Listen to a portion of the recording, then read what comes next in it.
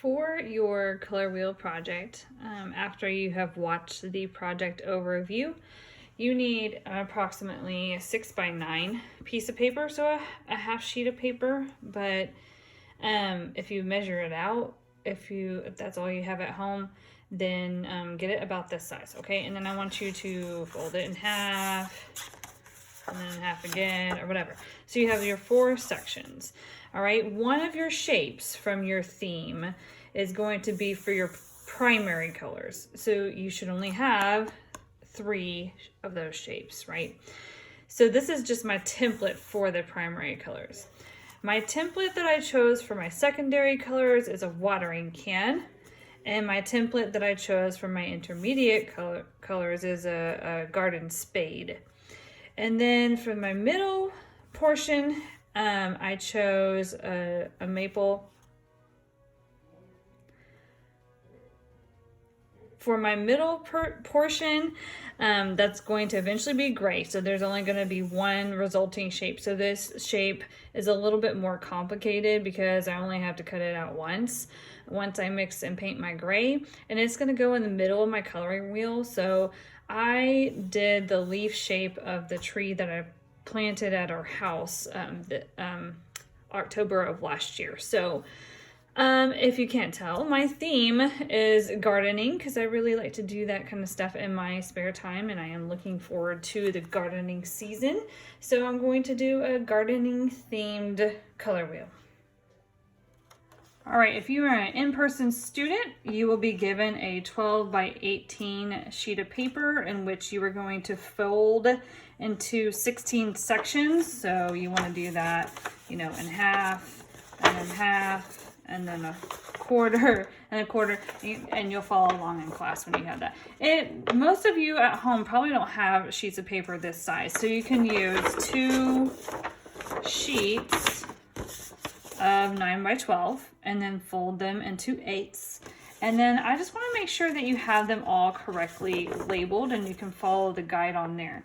So by making these folds, your rectangles are going to be about 4 by 3, okay? 4 by 3 rectangled areas. And then within those rectangles, I want you to be painting the color. So you have the similar size from your template so that when we transfer the shapes of the template onto the painted area, it should be able to cover everything. So I want you to go ahead and label and pencil what those colors are. So you need your primary colors, red, yellow, blue, and then your secondary colors, orange, green, violet, and then your intermediate colors, yellow, green, blue, violet, yellow, orange, red, violet. And then you'll have a section down here for gray. So this leaves you with 4 empty sections. One of them will be for your gray shape, and the other 3 will be in case you mess up somewhere else. You've got some wiggle room there. Okay, so pause the video or go back and rewind and label all of your sections, those particular colors. All right, so to get started, more than likely we're going to be painting with acrylic paint in class. But if all you have is watercolor at home, then you can essentially do the same thing, but your mixing is going to be a little bit different than what I show you. But these first 3 boxes, guess what? They're already given to you. So I'm going to just paint that right on that section, again, covering most of the section. My paint has been sitting in the fridge for a couple days. Because that helps keep the paint from drying up. So you want as even as you can, okay?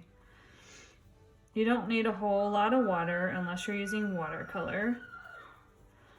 Pardon my children for yelling in the background. Okay, nice smooth paint.